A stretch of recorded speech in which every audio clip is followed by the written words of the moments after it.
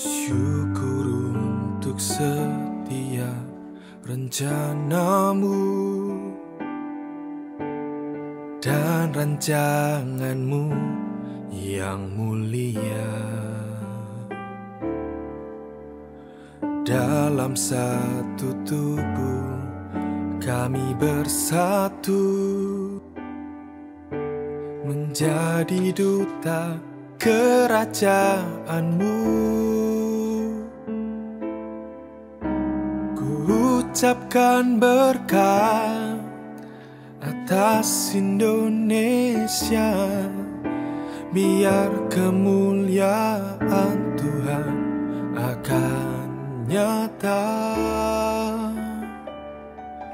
Bagi bangsa ini kami berdiri dan membawa doa kami kepadamu.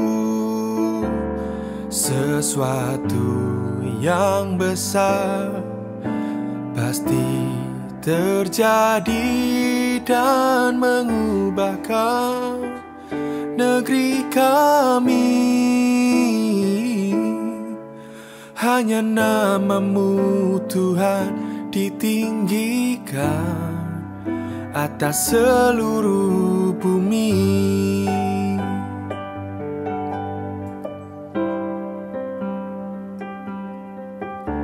Syukur untuk setiap rencanamu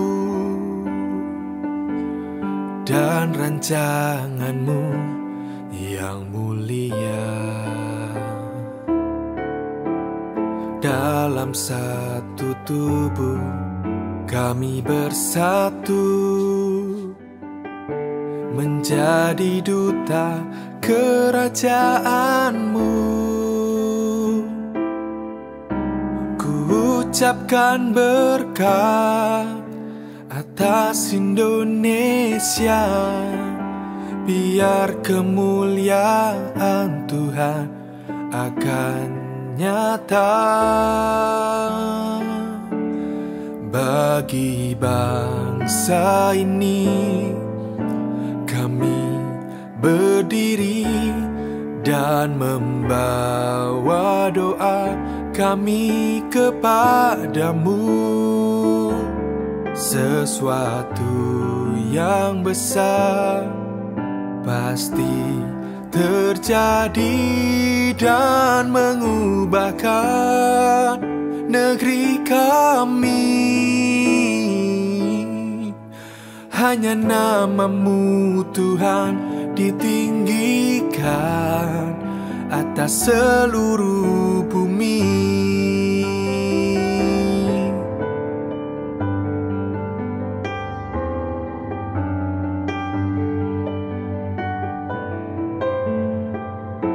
Nama-Mu Tuhan, haleluya Yesus. Kau layak ditinggikan,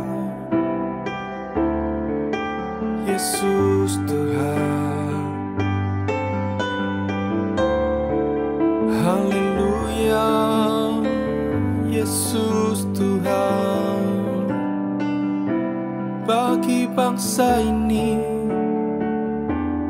kami berdoa kepadamu.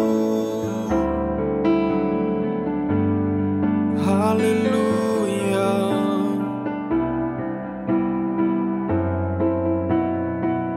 Terima kasih Tuhan.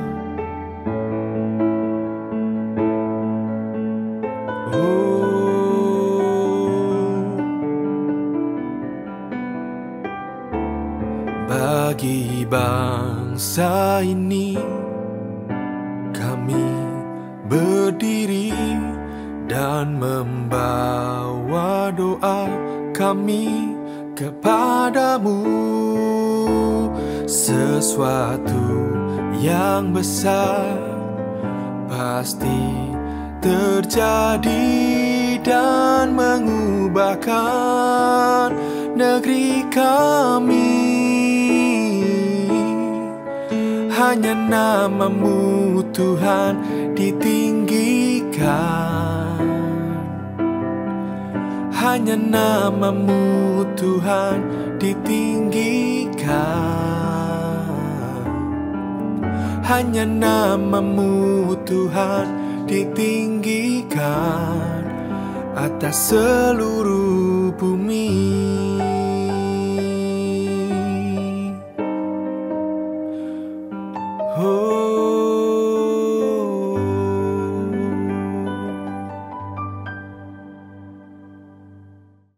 Selamat pagi Bapak Ibu Saudara kasih Tuhan. Kembali lagi pagi ini kita sama-sama belajar untuk merenungkan kebenaran firman Tuhan. Jika kita percaya pada Yesus atau kita mempercayai Tuhan Yesus sebagai juru selamat, maka selayaknya kita mempercayai juga penyertaan atau pencurahan serta membutuhkan penyertaan Roh Kudus bagi kehidupan kita. Segala sesuatu yang kita kerjakan semestinya disertai oleh Roh Kudus. Sebab tanpa penyertaannya sesungguhnya apa yang kita lakukan tidak berkenan di hadapan Bapa. Oleh karena Roh Kudus berperan menyertai, memimpin, dan mendampingi kita melalui kuasanya. Nah, terdapat dua hal yang perlu kita perhatikan dalam firman Tuhan, yakni ada dua, yakni perintah agung dan amanat agung. Yang pertama adalah perintah agung. Dalam Matius 22 ayat yang ke-37 sampai ke-39 dikatakan, jawab Yesus kepadanya, kasihilah Tuhan Allahmu dengan segenap hatimu dan dengan segenap jiwamu dan dengan segenap akal budimu. Itulah hukum yang terutama dan yang pertama. Dan hukum yang kedua yang sama dengan itu ialah kasihilah sesamamu manusia seperti dirimu sendiri. Nah, ciri khasnya kita sebagai orang percaya, kita harus memiliki kasih akan Tuhan dan kasih akan sesama. Bukan hanya kita memuji dan menyembah Tuhan, melainkan kita juga harus mengasihi Allah dan mengasihi sesama. Jika kita mengaku mengasihi Allah, maka sudah semestinya kita dalam praktiknya mengasihi sesama juga. Namun ingat, kita tidak akan bisa mengasihi sesama manusia tanpa terlebih dahulu kita mengasihi Allah. Jadi perlu ada kekuatan yang Tuhan beri kepada kita supaya kita dapat mengasihi sesama kita. Tentunya Roh Kuduslah di sini berperan menguatkan kita. Mungkin ada yang sulit banget orang yang kita kasihi. Mungkin dia sudah jahat, sudah kecewakan kita, tetapi Tuhan mau atau lewat Roh Kudus yang memampukan kita untuk kita bisa mengasihi orang tersebut. Itulah perintah agung. Dan yang kedua adalah amanat agung. Nah, amanat agung merupakan perintah ataupun perkataan yang diberikan kepada seseorang untuk diterima atau dilakukan dan tidak boleh dipindah tangankan atau diwakilkan. Dengan kata lain, sebuah tugas utama yang akan selalu menyertai kita. Ayat yang terkenal dalam Matius 28, 19-20 dikatakan apa? Karena itu pergilah, jadikanlah semua bangsa muridku, dan baptislah mereka di dalam nama Bapa dan Anak dan Roh Kudus. Dan ajarlah mereka melakukan segala sesuatu yang telah kuperintahkan kepadamu. Dan ketahuilah aku menyertai kamu senantiasa sampai kepada akhir zaman. Nah, amanat agung merupakan perintah Allah yang tidak bisa terlepas dari kehidupan kita sebagai orang percaya. Mau tidak mau harus dilaksanakan oleh kita yang mengaku pada Tuhan Yesus Kristus. Selama kita masih hidup, semua kita harus mengerjakan amanat agung ini. Amanat agung Yesus Kristus. Disinilah juga peran Roh Kudus yang senantiasa menyertai setiap kita dengan kuasanya dikatakan. Kemanapun kita melangkah dan pergi untuk menjadi saksi-saksi Tuhan sampai kepada kesudahan zaman. Kalau kita lihat dalam Kisah Para Rasul 1 ayat yang ke-8 dikatakan, tetapi kamu akan menerima kuasa kalau Roh Kudus turun ke atas kamu dan kamu menjadi saksiku di Yerusalem dan di seluruh Yudea dan Samaria dan sampai ke ujung bumi. Nah, kata kuasa pada ayat di atas di sini dikatakan dalam bahasa Yunani ada dua, dinamis atau dunamos. yaitu memiliki beberapa arti. Kata yang pertama yaitu dinamo. Dinamo itu adalah generator atau daya gerak. Jika kita menerima Yesus sebagai Tuhan dan Juru Selamat dan mengalami pencurahan dan penyertaan serta kuasa Roh Kudus, maka sesungguhnya kita memiliki kuasa untuk menggerakkan. Yang menggerakkan kita sebagai saksi Kristus. Kita tidak sanggup melangkah tanpa penggerak tersebut. Kita tak akan mampu menjangkau jiwa tanpa kuasa ilahi Roh Kudus. Itulah dinamo. Seperti yang dialami para murid-muridnya waktu itu. Para murid-murid Yesus setelah mereka menerima pencurahan Roh Kudus, mereka mengalami perubahan dan keberanian yang luar biasa untuk memberitakan Injil. Saat mereka penuh dengan Roh Kudus, maka bukan kita sendirian yang bergerak, tetapi ada yang mengerjakan sesuatu di dalam kita, melainkan oleh kuasa dan penyertaan Roh Kudus.